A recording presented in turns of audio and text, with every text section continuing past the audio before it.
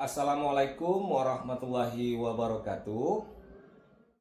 Puji syukur kita panjatkan kehadiran Allah Subhanahu wa Ta'ala atas rahmat dan karunia-Nya sehingga kita dapat melaksanakan proses pembelajaran pada hari ini.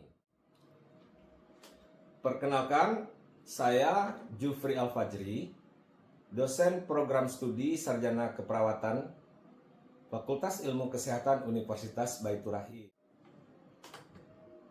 Pada kesempatan kali ini, saya akan menampilkan video pembelajaran mata kuliah keselamatan pasien dan keselamatan kerja berbobot 2 SKS yang diperuntukkan bagi mahasiswa semester 4 program studi Sarjana Keperawatan. Adapun materi yang akan dibahas dalam video pada kali ini adalah risiko dan hazard dalam proses keperawatan serta peran manajemen risiko dalam keselamatan pasien. Pembelajaran dirancang mengacu pada RPS dengan menerapkan pendekatan Student Centered Learning melalui metode ceramah interaktif, diskusi kelompok, studi kasus, tanya jawab, dan refleksi pembelajaran. Melalui pembelajaran pada hari ini, mahasiswa diharapkan mampu mengidentifikasi berbagai hazard yang terjadi dalam pelayanan keperawatan.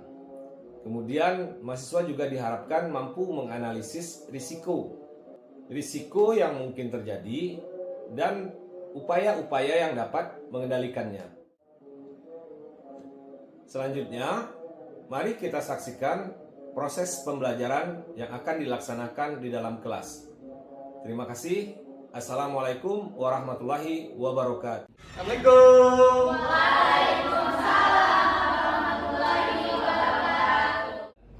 Assalamualaikum warahmatullahi wabarakatuh.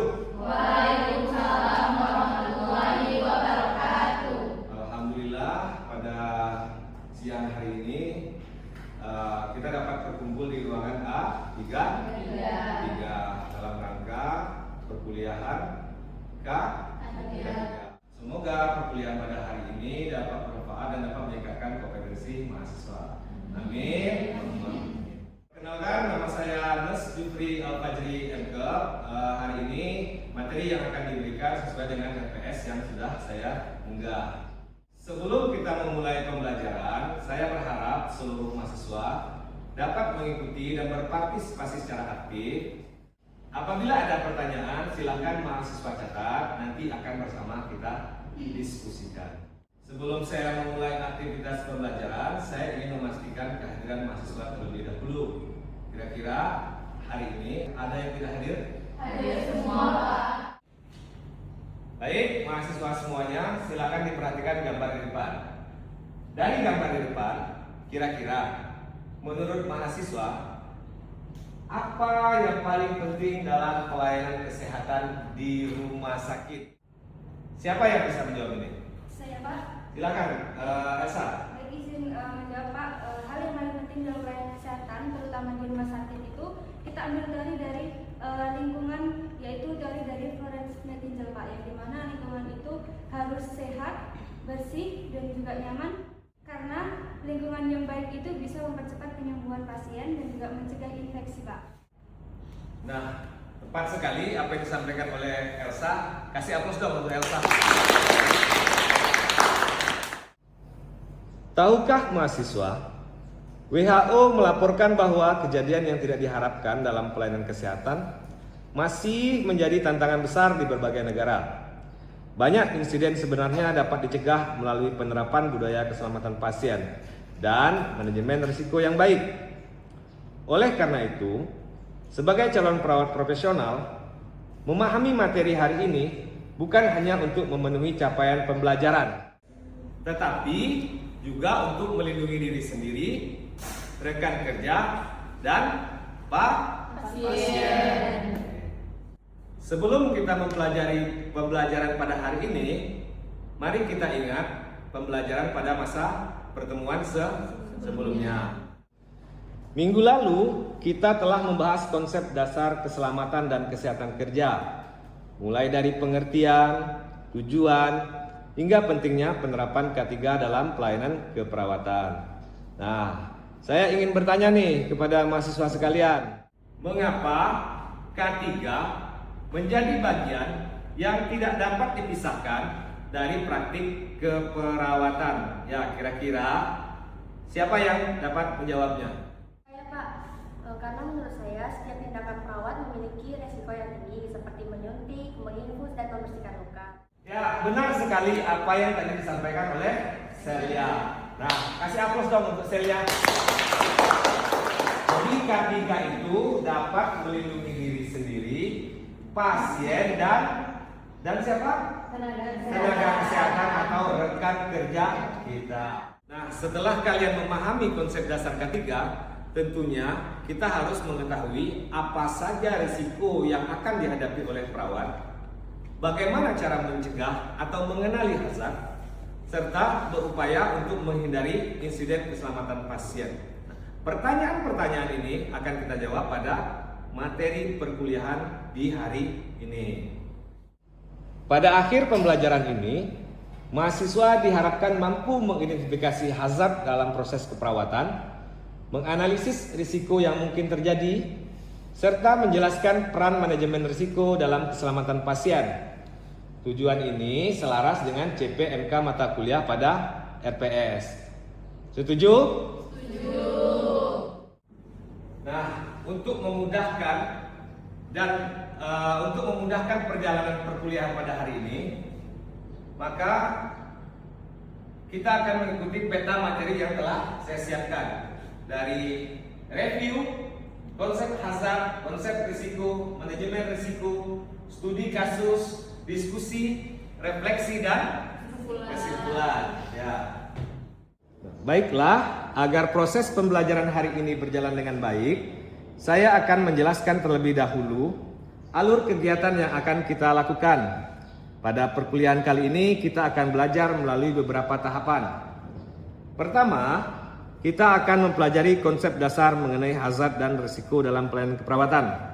Selanjutnya kita akan membahas bagaimana melakukan manajemen risiko dalam upaya meningkatkan keselamatan pasien. Setelah itu kita akan menganalisis sebuah studi kasus yang sering terjadi di rumah sakit.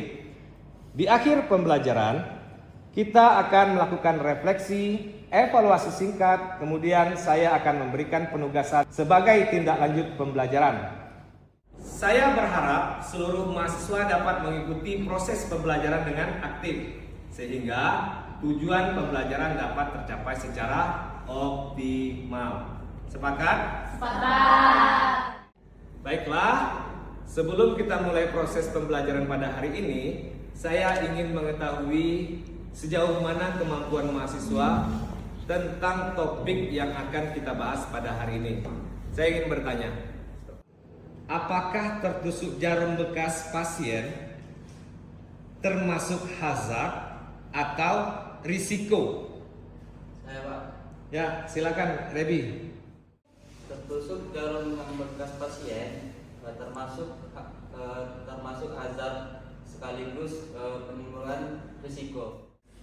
Nah, yang benar, yang lebih tepatnya lagi, jarum merupakan hazard biologis. Sedangkan kemungkinan tertular penyakit akibat tertusuk oleh jarum adalah risiko. Oke, pertanyaan yang kedua. Mengapa kira-kira seorang perawat harus mampu mengidentifikasi hazard sebelum melakukan tindakan keperawatan? Ayo, kenapa kira-kira? Saya Pak, Ya, silakan Lela. karena untuk mencegah terjadinya kecelakaan kerja. Nah, benar sekali apa yang disampaikan Lela. Baiklah, setelah kita mengetahui gambaran awal mengenai materi yang akan dipelajari, sekarang mari kita mulai memasuki materi pertama. Istilah hazard sering kita dengar dalam dunia kesehatan maupun keselamatan kerja. Namun, apa sebenarnya yang dimaksud dengan hazard? Hazard adalah segala sesuatu yang memiliki potensi menyebabkan cedera, penyakit, kerusakan maupun kerugian terhadap manusia, peralatan maupun lingkungan kerja. Dengan kata lain, hazard merupakan sumber bahaya. Sebagai seorang perawat, kemampuan mengenali hazard merupakan langkah pertama dalam upaya pencegahan kecelakaan kerja maupun insiden keselamatan pasien.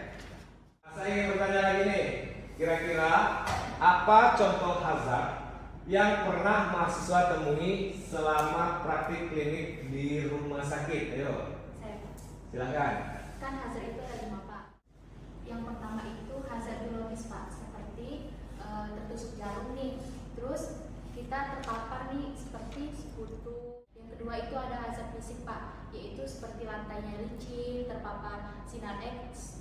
Lalu yang ketiga itu ada hazard kimia. Nah, saat kita misalnya mengobati pasien nih atau mau terapi nih, nah terkena cairan obat kanker, Pak. Nah, yang keempat itu ada ergonomi, Pak, yaitu kecelakaan seperti posisi yang salah, Pak, seperti nyeri punggung karena posisi yang salah. Lalu yang kelima itu ada hazard psikososial, Pak. Ya, benar sekali apa yang disampaikan oleh Tasya tadi. Tepuk tangan dulu untuk Tasya. Sekarang kita akan mempelajari konsep risiko. Risiko adalah kemungkinan terjadinya kerugian, cedera, penyakit, atau dampak negatif yang ditimbulkan akibat adanya suatu hazard. Jarum suntik merupakan hazard, ya, dalam bentuk hazard. Sedangkan kemungkinan tertular penyakit akibat jarum suntik bekas disebut dengan risiko. Oke, sekarang saya mau bertanya lagi nih. Ini kira-kira mengapa dua orang perawat yang bekerja di tempat yang sama, namun memiliki hazard yang berbeda, padahal beliau ini tempat kerjanya sama. Kenapa kira-kira? Saya, Pak. Ya, silakan aja. Ini ya, Pak. Menurut saya, dua orang perawat yang bekerja di satu tempat yang sama itu memiliki resiko yang berbeda. Nah, faktornya yang pertama itu karena pengalaman perawat itu sendiri, terus beban kerja yang didapat, tindakan medis yang dilakukan. Selanjutnya juga ada beberapa perawat yang mungkin ketinggalan SOP-nya. Selanjutnya juga dari kondisi fisik dan mental perawat itu sendiri, Pak. Benar sekali apa yang disampaikan, hanya tepuk tangan. Baik, saya ingin melihat pemahaman mahasiswa tentang perbedaan hazard dan risiko. Lantai ruangan yang basah atau yang licin itu termasuk hazard atau risiko? Saya, Pak. Ya, silakan. Lantai basah termasuk hazard karena merupakan sumber bahaya bagi semua orang. Risikonya adalah bisa menyebabkan orang itu terpleset maupun terjatuh, jadi bisa berisiko untuk ke orang lain dan tenaga kesehatan lainnya juga. Ya, benar. Lantai yang basah merupakan hazard fisik, sedangkan kemungkinan pasien yang bertugas terpleset merupakan risiko. Sangat baik, ya, tepuk tangan dulu untuk kawan. Baik, mahasiswa sekalian, setelah kita memahami perbedaan antara hazard dan risiko, sekarang kita akan mempelajari bagaimana cara mengelola risiko tersebut. Dalam pelayanan kesehatan, kita tidak mungkin menghilangkan seluruh hazard yang ada. Namun, kita dapat mengurangi kemungkinan terjadinya insiden melalui manajemen risiko.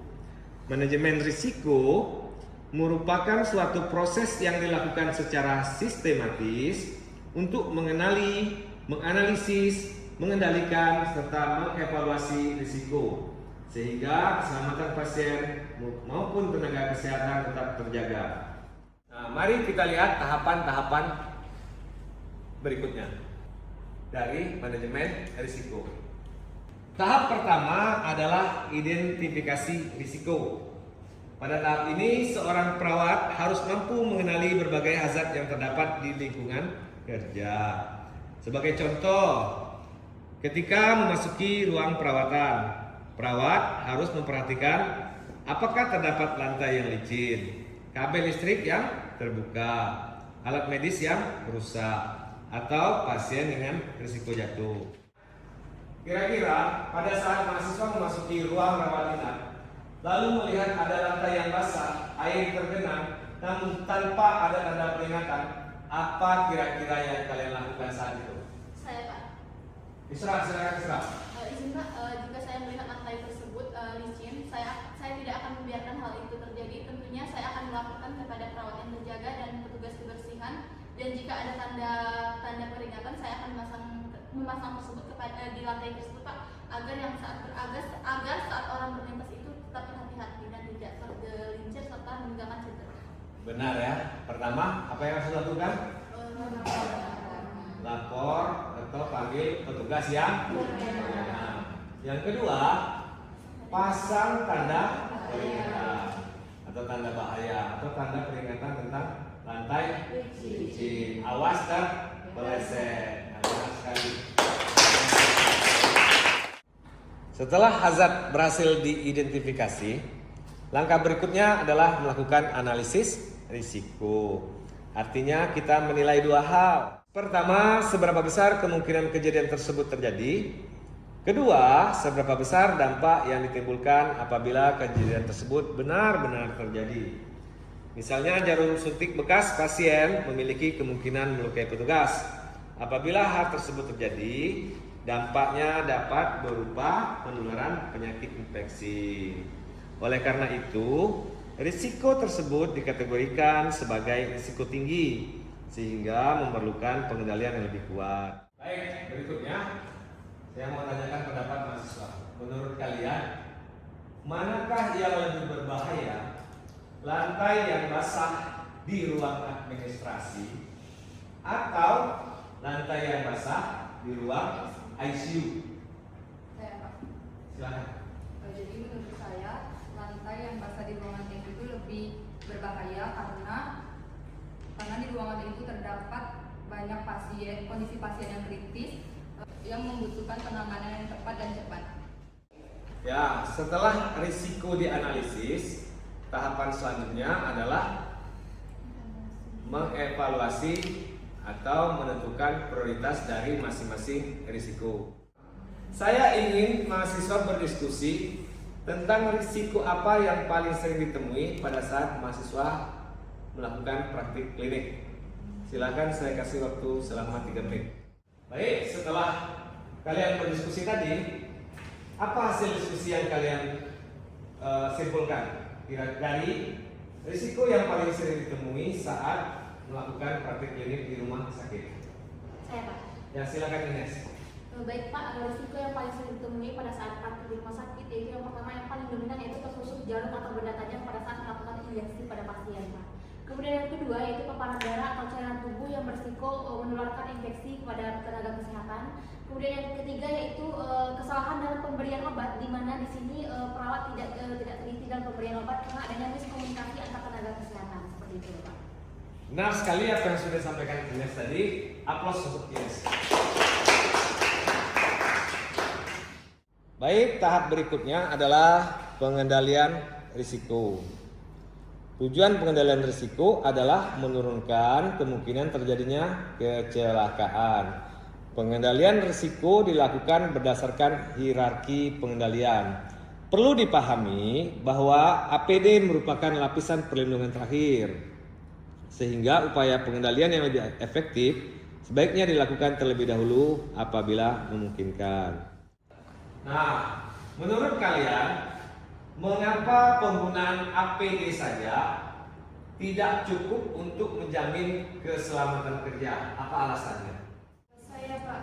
Ya. Karena menurut saya APD tidak menghilangkan sumber bahaya. APD hanya mengurangi dampak paparan pada tubuh, tetapi tidak dapat menghilangkan ancaman. Jadi keselamatan kerja bukan bergantung pada APD, melainkan pada patuhan, sistem kerjasama tim, dan prosedur yang ada pada suatu organisasi tersebut. Baik, selanjutnya kita akan mengamati video. Jadi nanti selama video diputar, saya ingin mahasiswa dapat mengidentifikasi hazard dan risiko pada video tersebut. Silakan diperhatikan.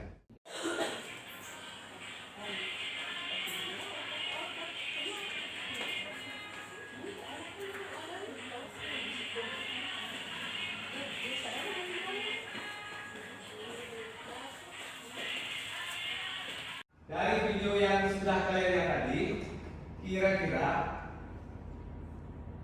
apa yang resiko yang dapat terjadi? Apa?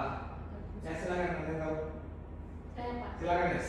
Yaitu pada saat selesai melakukan injeksi, terus jarum suntiknya itu ditutup kembali Pak, harusnya langsung dibuang saja. Nah benar, jadi tidak perlu tutup kembali, langsung saja dibuang karena tindakan menutup jarum tadi akan menyebabkan risiko tertusuk oleh jarum. Oke.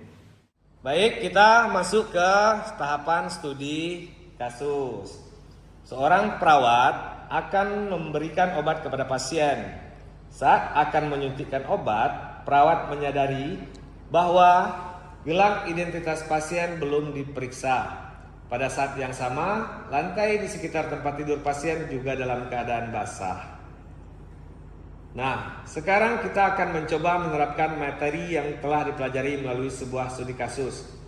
Silahkan perhatikan kasus pada slide. Dari kasus tersebut, kira-kira apa saja hazard yang akan terjadi, risiko yang akan ditemui, dan bagaimana upaya yang harus dilakukan. Coba dicatat pada masing-masing buku catatannya. Oke, baik. Setelah kalian mencatat tadi, kira-kira apa hasil catatannya? Ya, siapa yang bisa menjawab? Silakan. Untuk hazardnya itu hazard berlaku Pak, karena kita lupa pengecekan identitas pasien. Nah, untuk resikonya itu pasien salah dosis, terus salah obat juga, terus bisa dikatakan malpraktik, serta dapat tuntutan hukuman Pak. Nah, untuk cara mengendalikannya yaitu kita bisa memberhentikan nih, terus kita melakukan verifikasi pasien serta menutupi area yang basah. Gitu Pak. Ya, benar sekali apa yang disampaikan teman kalian. Tepuk tangan dulu. Baik, mahasiswa semuanya. Sebelum kita akhiri pembelajaran hari ini, saya ingin memastikan kembali pemahaman mahasiswa. Saya akan memberikan beberapa pertanyaan singkat. Menurut kalian, apa perbedaan hazard dan risiko? Saya Pak. Silakan. Baik, untuk perbedaannya itu kalau hazard itu adalah penyebab, kalau resiko itu adalah peluang yang timbul akibat hazard tersebut Pak. Oke, sebutkan tahapan manajemen risiko. Saya Pak, yang pertama itu ada identifikasi resiko, yang kedua penilaian resiko, yang ketiga pengendalian resiko, dan yang keempat monitoring atau evaluasi. Terakhir, mengapa identifikasi risiko harus dilakukan sebelum tindakan keperawatan? Kalau saya Pak, identifikasi resiko harus dilakukan sebelum tindakan perawatan untuk mencegah terjadinya resiko kecelakaan kerja. Alhamdulillah, seluruh jawaban mahasiswa sudah sangat baik. Artinya tujuan pembelajaran hari ini sepertinya sudah tercapai. Baiklah, sebelum kita akhiri pertemuan hari ini, saya ingin melakukan refleksi, mahasiswa melakukan refleksi diri. Coba kalian renungkan apa ilmu baru, pengetahuan baru yang kalian dapatkan pada hari ini.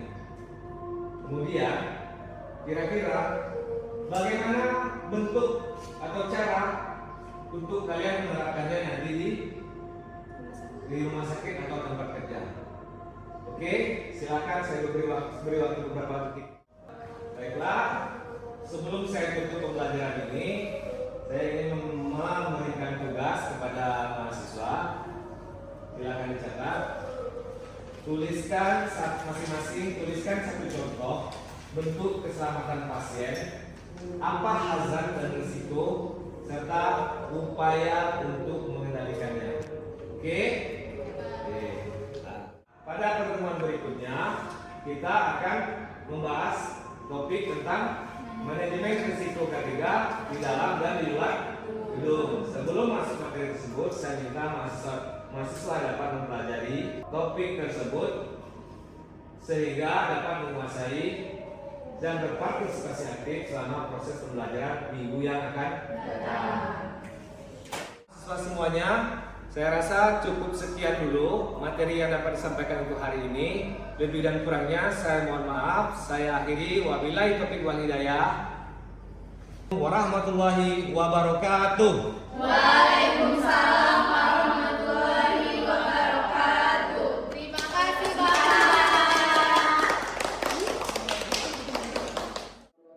Demikianlah Bapak Ibu video pembelajaran pada hari ini. Semoga videonya bermanfaat. Mohon maaf atas segala kekurangan. Terima kasih atas waktu dan kesempatan yang sudah diberikan. Saya ucapkan wabillahi taufiq wal hidayah. Assalamualaikum warahmatullahi wabarakatuh.